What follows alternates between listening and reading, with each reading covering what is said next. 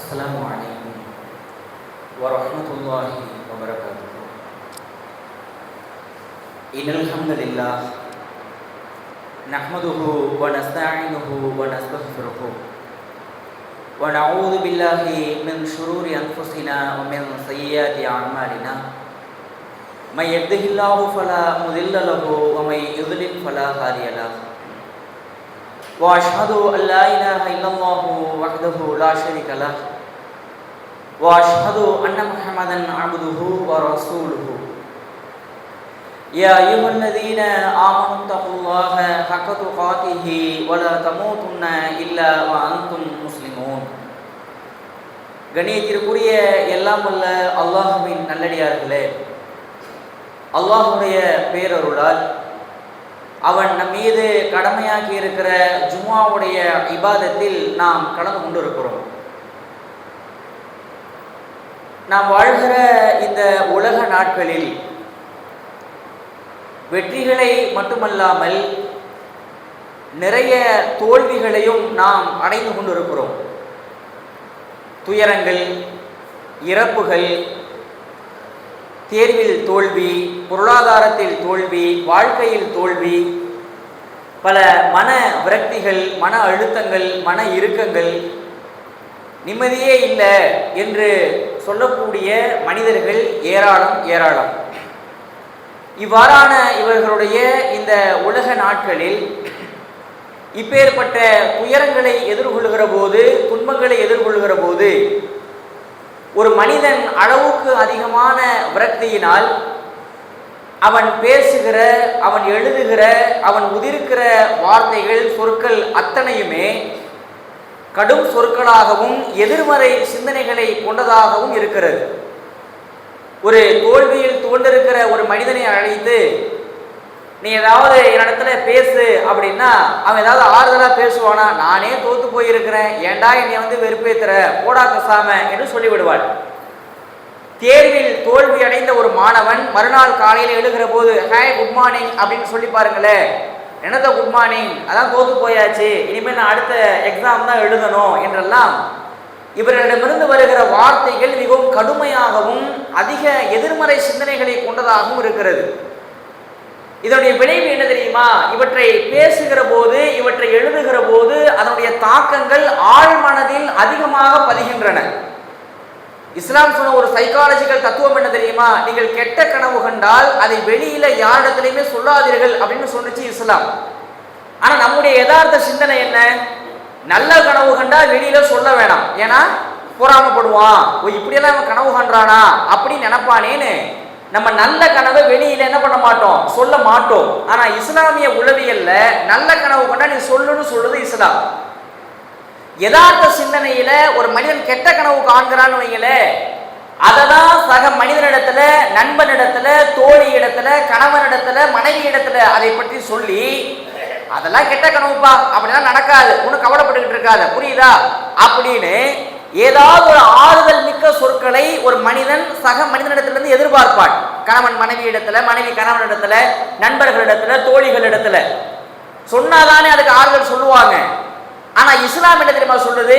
கெட்ட கனவு கண்டா நீ வெளியில சொல்லாத அப்படின்னு சொல்லுது. ஏன் தெரியுமா? நீ எதை கெட்ட கனவாக கண்டு அதை வார்த்தைகளால், உன்னுடைய பேச்சுக்களால், உன்னுடைய சொற்களால் நீ வெளிப்படுத்தினாய் என்றால் அந்த வெளிப்படுத்துகிற அந்த கெட்ட கனவு உன்னுடைய ஆழ் மனசுல போய் தங்கிடும்.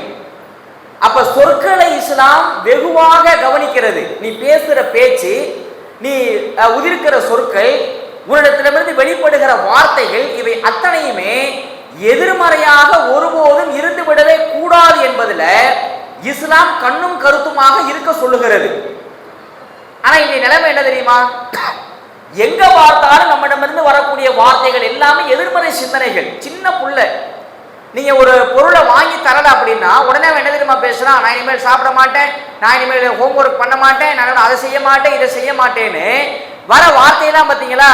அவனுடைய போராட்டத்தை பூரா எதிர்மறை வார்த்தைகளாகவே உதிர்க்கிறாள். நாம என்ன பண்றோம்? அதை ரசிக்கிறோம் கைதட்டி. பத்தியா இவனுக்கு வர கோவத்தை பத்தியா, உடனே ஹோம்ஒர்க் பண்ண மாட்டேங்கிறான், அதை செய்ய மாட்டேங்கிறான், இதை செய்ய மாட்டேங்கிறான், நம்ம அதை ரசிக்கிறோம். அப்படி இருக்கக்கூடாது.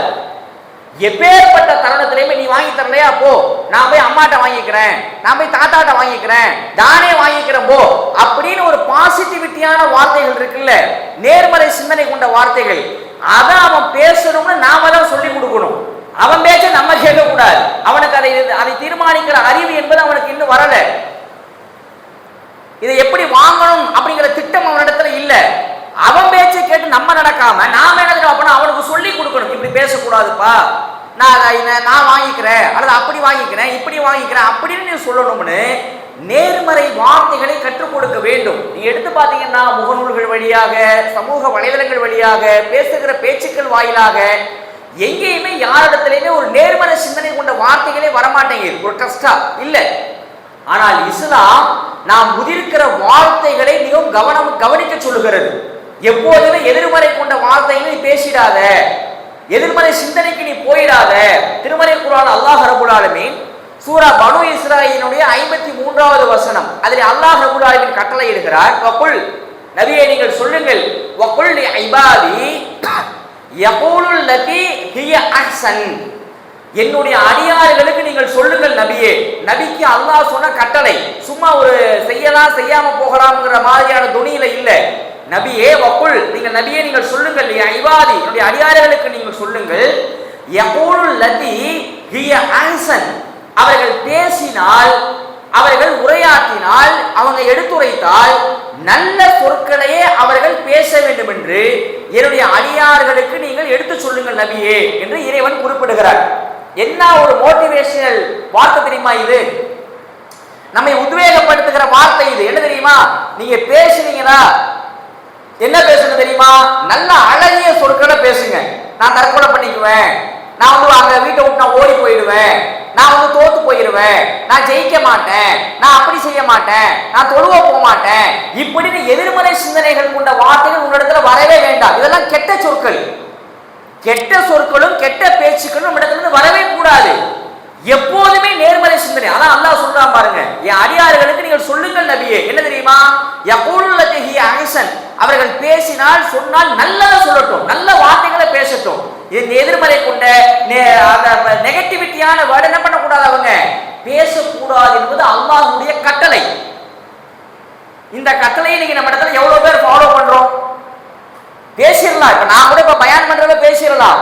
ஆனால் ஒரு துயரத்தை நான் அடைகிற போது, துன்பத்தை அடைகிற போது, அப்படியே ஒட்டு மொத்தமா வாழ்க்கையில முன்னேறாம நிக்கிற போது அவனிடத்திலிருந்து வெளிப்படுகிற வார்த்தை இருக்குல்ல, அது வலி மிகுந்த வார்த்தைகளாக இருக்கிறது. எனக்கு நிறைய பேர் துரோகம் பண்ணிட்டாங்க, இனி நிறைய பேர் முதுகுல குத்திட்டாங்க, நான் எப்படி ஜெயிப்பேன், இவ்வளவு பேர் நான் எப்படி வென்று வருவேன்னு விரக்தி கலந்த வார்த்தைகளாகவே வெளிவருகிறது. ஏன்? பின்னாடி திட்டங்களை பார்த்துக் கொள்ளலாம். ஆனால் உன்னிடமிருந்து வரக்கூடிய வார்த்தை ரொம்ப எனர்ஜெட்டிக்கா, உத்வேகப்படுத்துகிற, தோண்டு போகாம இருக்கிற, முயற்சிகளை அள்ளி வீசுகிற வார்த்தைகளாக இருக்க வேண்டும். அல்லாஹ்வுடைய தூதர் சொல்லுகிறார்கள், ஒரு சஹாபாக்கள் மத்தியில இஸ்லாத்தில் துர்க்குறி என்பது கிடையாது, அதாவது கெட்ட சகுனம். கெட்ட சகுனம் என்பது ஒன்று கிடையாது. கெட்ட சகுனம்னா என்ன? நான் பூனை குறுக்க போனா போன காரியம் நடக்காது, ஒரு கணவனை இழந்த பெண் குறுக்க போனா அது அந்த காரியம் ஜெயிக்காது, இப்படி நிறைய கெட்ட சகுனங்களை வச்சிருக்கிறோம்ல, கெட்ட நேரம், ராகு, யமகண்டம் அப்படின்லாம். இந்த மாதிரியான கெட்ட சகுனங்கள் இஸ்லாத்தில் கிடையாது, நபி அவர்கள் சொல்லுகிறார்கள். ஆனால் நற்குறி, அதாவது நல்ல சகுனம் என்பது உண்டு அப்படிங்கிறாங்க ரசூலுல்லாஹ். உடனே சஹாபாக்கள் கேட்டாங்க, யா ரசூலுல்லாஹ், கெட்ட சகுனம்ங்கிறது கிடையாது, ஓகே, எல்லாமே என்னது அல்லாஹ்வுடைய நாட்டத்தின் படிதான். நற்குறி நல்ல சகுனம் உண்டுங்கிறீங்கல்ல, அப்படின்னா என்ன அப்படின்னு கேட்டாங்க ரசூலுல்லாஹ். இது ரசூலுல்லாஹ் என்ன சொல்லியிருக்கணும்? பூனை குறுக்க போனா கெட்ட சகுனம் நினைக்கிறீங்களா, அது கிடையாது, ஆனா ஒரு ஆடு குறுக்க போனா நல்ல சகுனம் அப்படின்னு சொல்லியிருக்கணும்ல. அப்படியெல்லாம் சொல்லல ரசூலுல்லாஹ். நல்ல சகுனம்னா என்ன தெரியுமா? நீங்கள் பேசுகிற, உதிர்க்கிற நல்ல சொற்கள் அப்படின்னாங்க ரசூலுல்லாஹ். நல்ல சொற்கள்ங்கிறது ஒரு சாதாரண விஷயம் அல்ல, அது நம்முடைய செயல்பாடுகளிலேயே மாற்றத்தை ஏற்படுத்தக்கூடியது. தோற்று போன ஒருவனை நல்ல சொற்களால் நீங்கள் ஆறுதல் சொல்லுங்கள், அவன் தேர்வான். வாழ்க்கையில விரக்தி அடைந்த ஒருத்தவரிடத்துல நல்ல சொற்களை பேசி அவன் வாழ்க்கையில் முன்னேறுவான். பரீட்சையில ஃபெயில் ஆகி பையன் உட்கார்ந்து இருக்கிறான், அந்த புள்ள பாஸ் ஆயிடுச்சு, இந்த புள்ள பாஸ் ஆயிடுச்சு, இது ஃபெயிலா போய் உட்கார்ந்து இருக்கு, இதெல்லாம் எங்க சோறு போட போகுது, எங்க முன்னேற போகுது, அப்படிலாம் நெகட்டிவிட்டியெல்லாம் பேச வேண்டாம். பரவாயில்லப்பா, தேர்வு தானே, நீ ஜெயிச்சு வருவ, நல்ல சொற்களை சொல்லுங்கள். அந்த சொல்லே அவனை மாற்றும். சும்மா நல்ல சொல்லுங்கிறது சும்மா ஆறுதலுக்கு பேசுற சொற்கள் அல்ல, சும்மா ஆறுதல் படுத்துகிற வார்த்தைகள் அல்ல. நீங்கள் பேசுகிற நல்ல சொற்கள் அவனுடைய வாழ்க்கையில டர்னிங் பாயிண்டா, திருப்பு முனையாக அமையும். ரசூலுல்லாஹ் அதான் சொல்றாங்க. நற்குணம் என்பது என்ன தெரியுமா, நற்சகுணம் என்பது என்ன தெரியுமா, நீங்கள் பேசுகிற உதிர்க்கிற நல்ல சொற்கள். அப்ப அது என்ன நல்ல சகுனம்னா அது என்ன, அதுவே நம்முடைய வெற்றிக்கு வாய்ப்பாக அமையும். நம்ம இடத்துல இருக்கிறதா இன்றைக்கு ஒரு தோத்து போய் வரான்னு வைங்களே, மேற்கொண்டு இவனை எந்திரிக்க விடாம என்ன பண்ணலாம், அப்படியே அடிப்போம் அவனை. பரீட்சையில ஃபெயிலா போய் வரா, நான் தான் சொன்னேன் உனக்கு அதெல்லாம் ஒத்து வராது அப்படின்னு மேற்கொண்டு நம்ம கெட்டதை சொல்லி சொல்லி அவனை இன்னும் அமுக்கதான் பார்க்கிறோமே தவிர நல்ல சொற்களே கிடையாது, பாசிட்டிவிட்டியே கிடையாது. இன்றைக்கு பல்வேறு பள்ளிகள்ல, கல்லூரிகள்ல, அதே மாதிரி பிசினஸ் மேன் அவங்க மீட்டிங்லாம் நடக்குது இல்ல, அதுல மோட்டிவேஷனல் ஸ்பீச்சர்ஸ் அப்படின்னு கொண்டு வருவாங்க, உத்வேகப்படுத்தக்கூடிய பேச்சாளர்கள். அவங்க என்ன பேசுவாங்க நினைக்கிறீங்க? அவன் பயன்படுத்துற வார்த்தை அதிகமா யூ கேன், உங்களால முடியும், யூ வின், நீங்கள் ஜெயிப்பீர்கள். ஏன் தோத்து போறீங்க?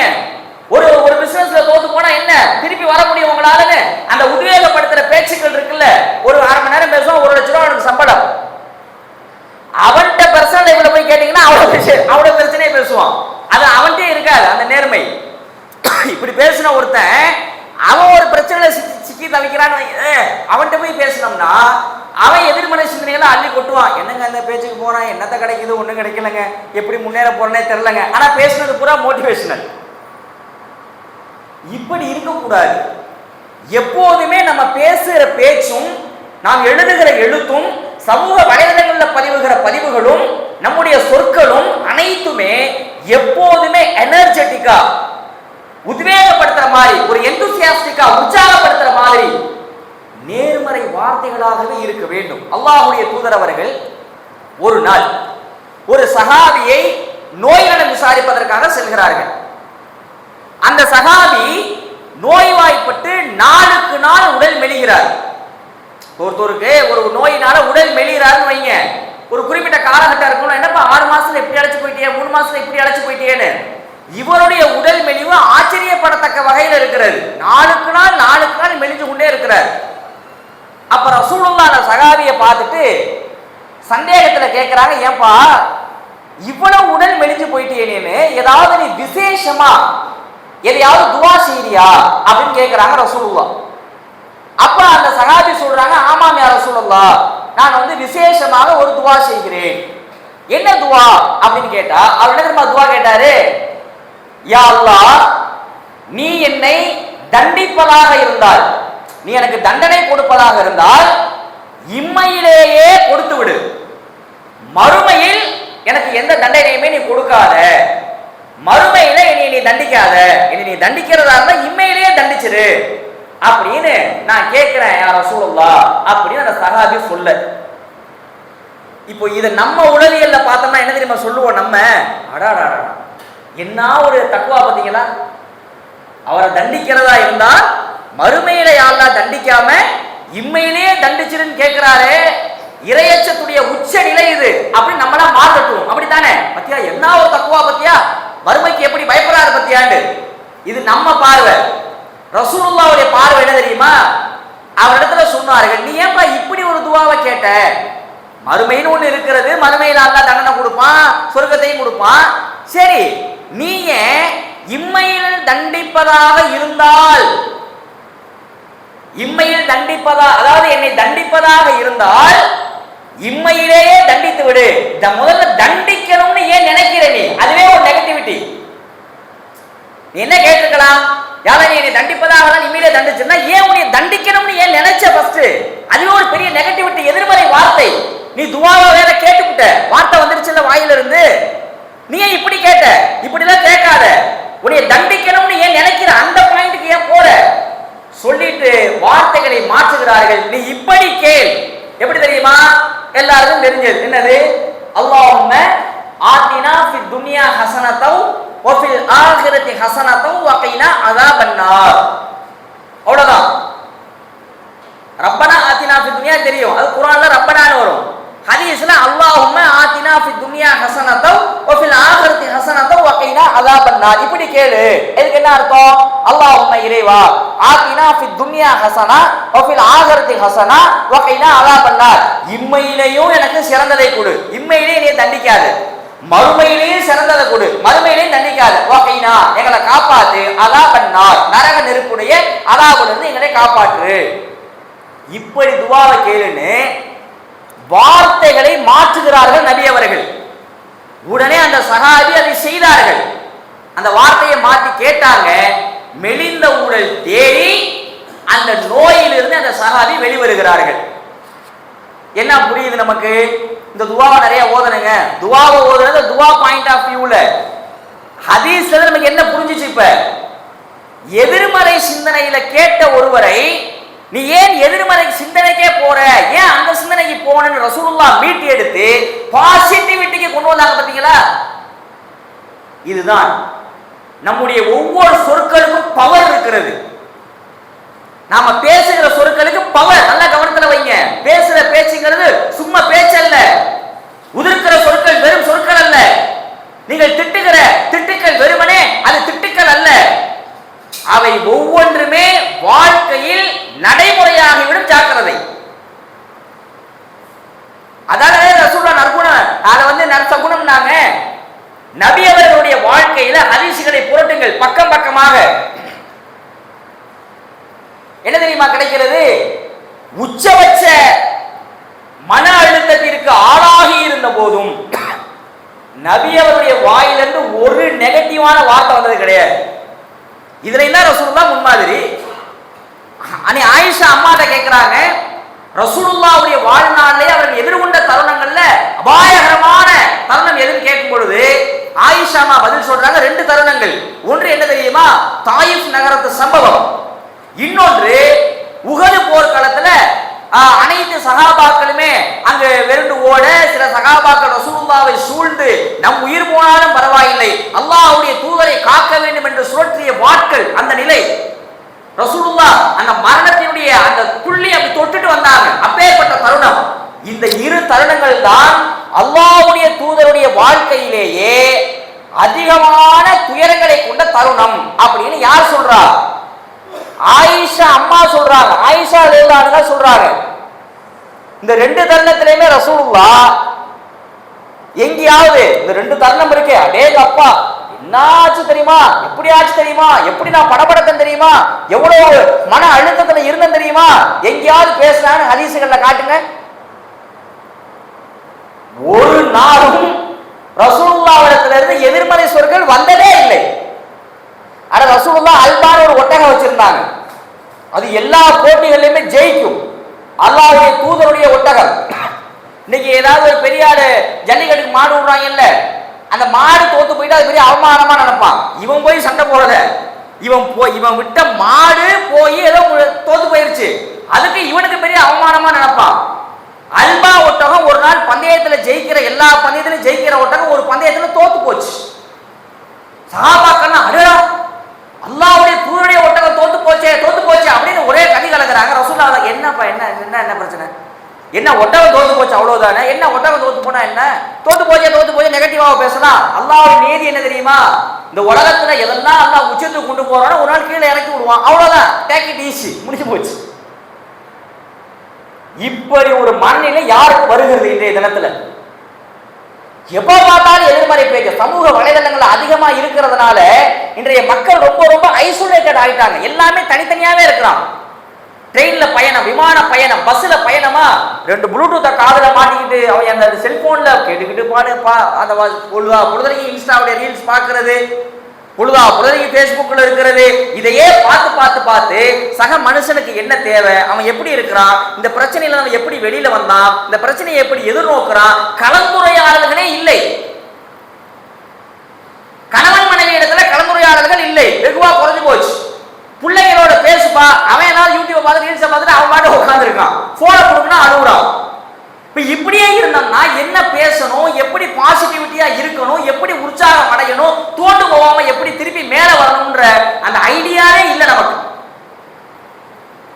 ரசூலுல்லாஹ் எப்ப பேசினாலும் நேர்மறை வார்த்தை தான். ஒரு நாள் அல்லாஹ்வுடைய தூதர் அவர்கள் சஹாபாக்களோடு நபி அவருடைய வீட்டில் பேசிக் கொண்டிருக்கிறார்கள். அப்ப ஏதோ ஒரு சஹாபாக்கள் அங்கே பேச, உடனே ரசூலுல்லாஹ் வந்து பயங்கரமா சிரிக்கிறாங்க.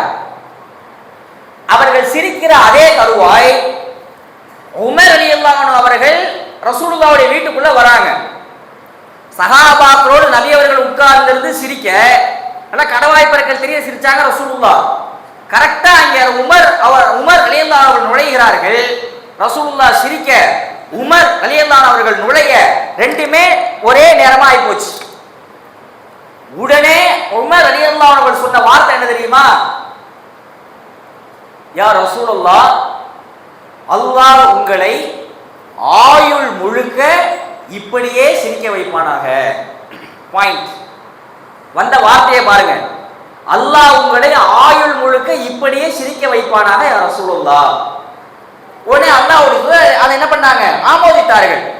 அப்படிலாம் சொல்லிடாத உமரே, அதெல்லாம் கிடையாது, அப்படிலாம் இருக்கக்கூடாது அப்படிலாம் சொல்லியா ரசூலுல்லாஹ் மாதிரி ஸ்மைலிங் ஃபேஸ்ல இருக்கிற ஒரு ஆளை பார்க்க முடியாது.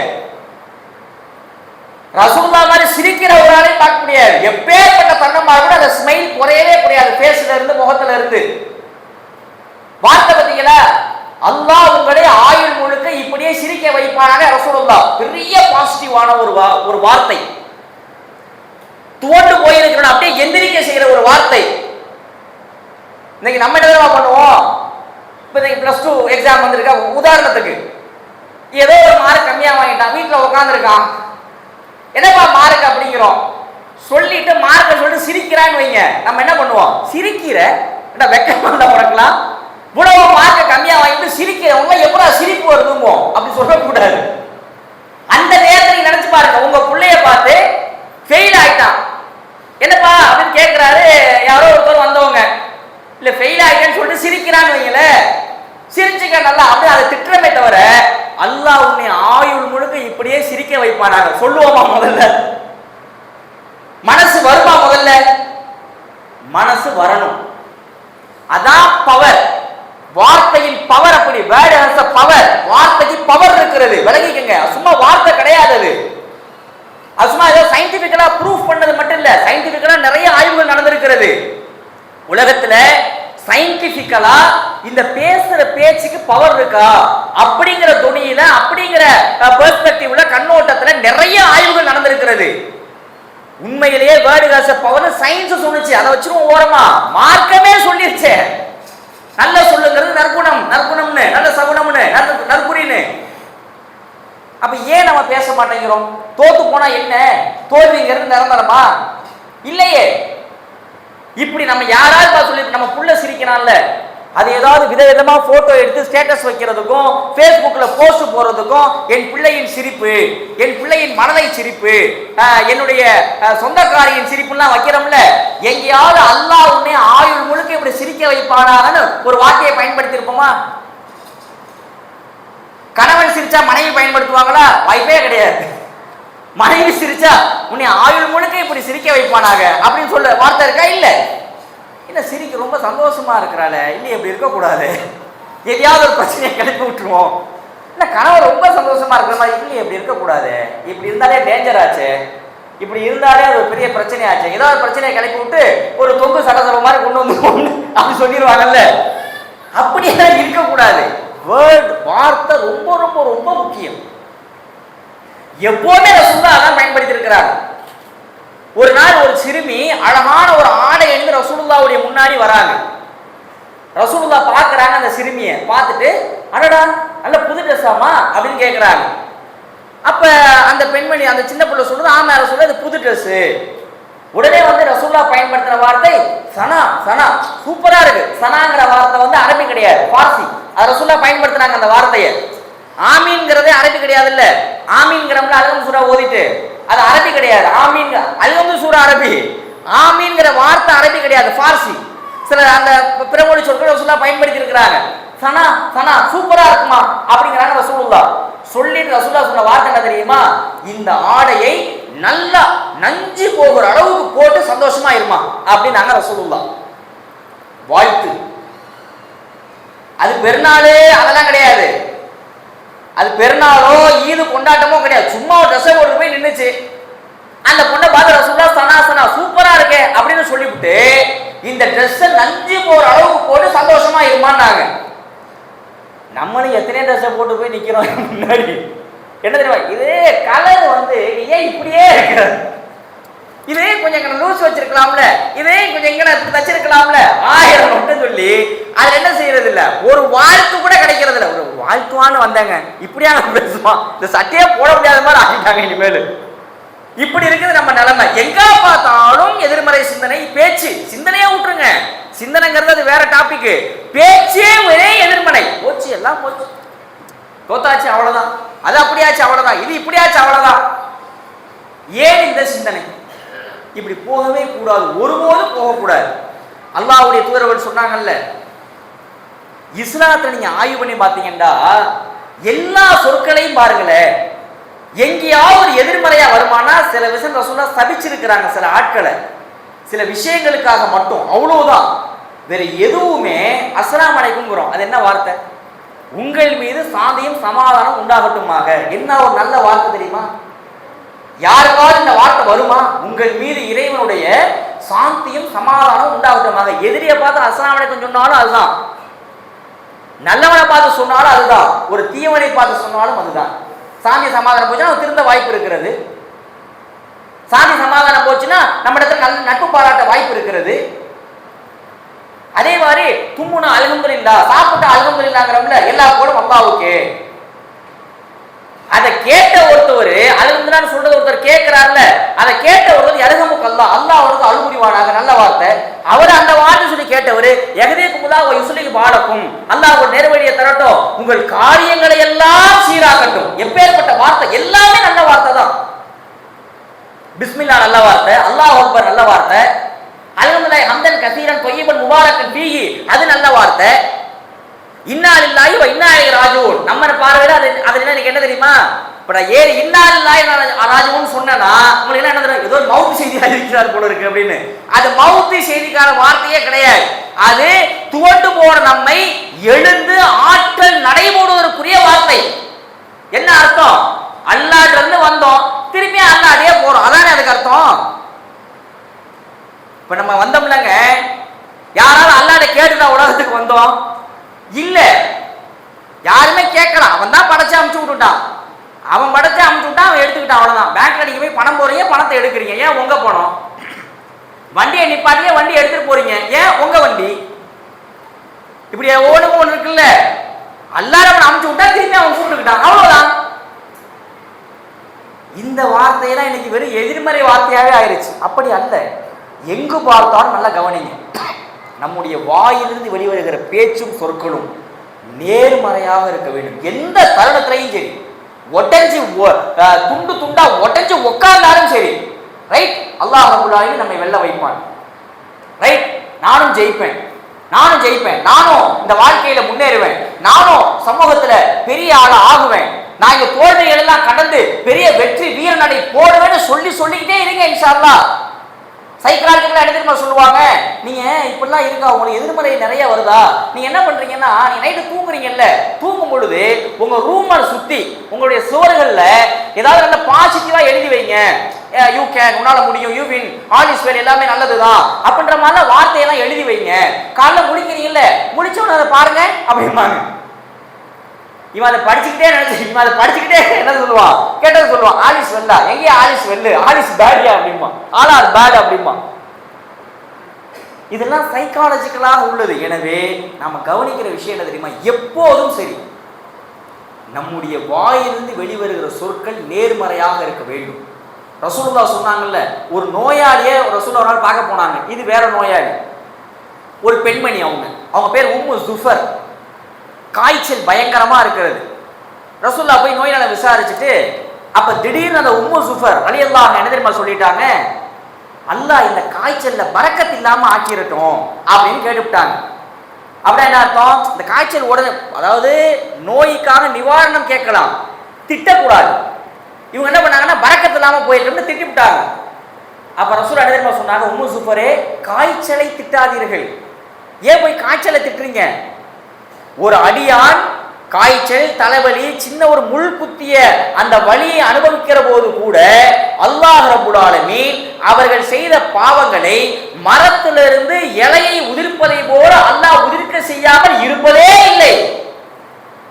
நீங்க காய்ச்சல்ல கடக்குறீங்கல்ல, இந்த ஒவ்வொரு செகண்டும் மரத்திலிருந்து இலைகள் உதிர்வதை போல உங்களின் பாவங்கள் உதிர்ந்து கொண்டிருக்கின்றன. காய்ச்சலை திட்டாதீங்க அப்படின்னா சொல்லலாம். உதிர்த்த சொற்கள், அவங்க உதிர்த்த சொல் என்ன? நெகட்டிவிட்டி. காய்ச்சல் அல்லாஹ் பரக்கத்து இல்லாம ஆக்கிரட்டும். அதாவது நான் சொல்லிட்டேன், அதுக்கு காய்ச்சல் வந்து அப்படியே இருக்கணுமாங்க, துவா கேட்க கூடாதாங்க அப்படிலாம் இல்ல. அல்லாஹ் அந்த காய்ச்சலை குணப்படுத்தணும் துவா கேட்கலாம், அந்த காய்ச்சலை திட்டிடக்கூடாது.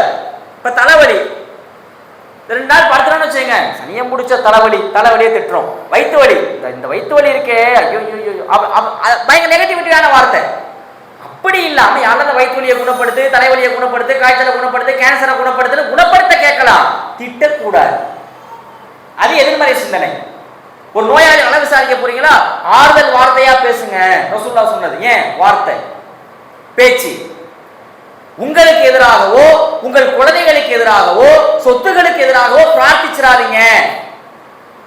ஏனென்றால் நீங்கள் ஏதாவது அந்த நேரத்துல சாபத்தை விட்டுட்டீங்கன்னா, என் சொத்து அழிஞ்சு போயிட்டு பிரார்த்தனை பண்ணிட்டீங்கன்னா, ஒருவேளை அது உண்மையிலேயே அல்லாஹ்வால் ஒப்புக்கொள்ளப்படக்கூடிய நேரமாக இருந்தால் அது அப்படியே அமைஞ்சிரும் அப்படின்னாங்க ரசூலுல்லாஹ். இதை விட வேற என்ன வேணும்? இதை விட வேற ஏதாவது இருக்குதா? எனவே ஒரு பொதுவான ஒரு முடிவுக்கு வாங்க. வாழ்க்கையில வெற்றிகள் எப்போதுமே நம்மை அடையாது. ஒரு மனுஷன் எல்லா நேரத்திலுமே மகிழ்ச்சியான இருக்க முடியாது. எல்லாம் கலந்துதான் இருக்கும். இறப்பு, பிறப்பு, தோல்வி, துயரம், பொருளாதார சிக்கல், விரக்தி, மன அழுத்தம், மன இறுக்கம், ஆங்ஸைட்டி, மன பதட்டம் எல்லாம் வரும். என்ன கட்டத்தை அடைஞ்சாலும் சரி, எந்த கட்டத்தை நாம் அடைந்தாலும் சரி, நாம் பேசுகிற வார்த்தைகளும் நாம் பயன்படுத்துகிற சொற்களும் வெளிப்படுத்துகிற பேச்சுக்களும் மிகவும் உத்வேகப்படுத்துவதாக இருக்க வேண்டும். நமக்கே உத்வேகமா இருக்கணும், அது நமக்கே எனர்ஜெட்டிக்கா இருக்கும், நமக்கே ஆறுதலாக இருக்க வேண்டும். ஒருபோதும் நான் தோத்து போயிட்டேன் அவ்வளவுதான், இனிமேல் என் வாழ்க்கை அவ்வளவுதான், இனிமேல் அது அப்படிதான், நானா எங்க ஜெயிக்க போறேன், நானா எங்க நான் முன்னேற போறேன், இவங்க எனக்கு சோறு போட போறான், இவங்க நல்லா படிக்க போறான், அந்த மாதிரிலாம் வேண்டாம். எந்த கட்டத்தை அடைஞ்சாலும் சரி, நான் ஜெயிப்பேன், அல்லாஹ் என்னை ஜெயிக்க வைப்பான், நான் வீரர்களை போடுவேன், அல்லாஹ் என்னை முன்னேற்றுவான் என்கிற பாசிட்டிவிட்டியான சொற்களையே நாம் பேச வேண்டும். எந்த தருணத்திலையும் சரி, மகிழ்ச்சியா இருக்கிறப்ப பேசிடலாம், துயரமா இருக்கிறப்ப பேசணும். பேசி நம்முடைய பிள்ளைகளை நம்ம என்ன பண்ணணும், அதை பழக்க வேண்டும். அல்லாஹ் ரப்பல் ஆலமீன் நல்ல சொற்களையே பயன்படுத்துகிற நன்மக்களாக நம்மை ஆக்கி வைப்பானார்.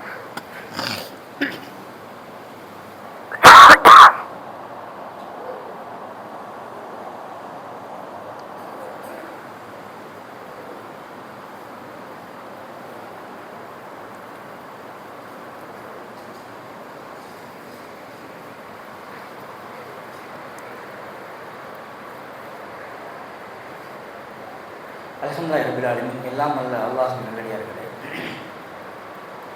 தமிழகத்துடைய சட்டமன்ற தேர்தல்கள் முடிந்து அதனுடைய ரிசல்ட்டுகளும் வந்திருக்கிறது.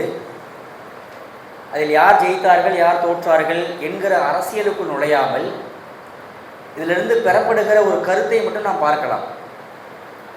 பொதுவாக இந்த தேர்தலில் ஜென் இசட் என்று அழைக்கப்படுகிற 1990களுக்கு பின் பிறந்தவர்கள் ஒரு 2015 வரைக்கும் இவர்களுடைய தாக்கங்கள் மிகவும் அதிகமாக இருந்தன.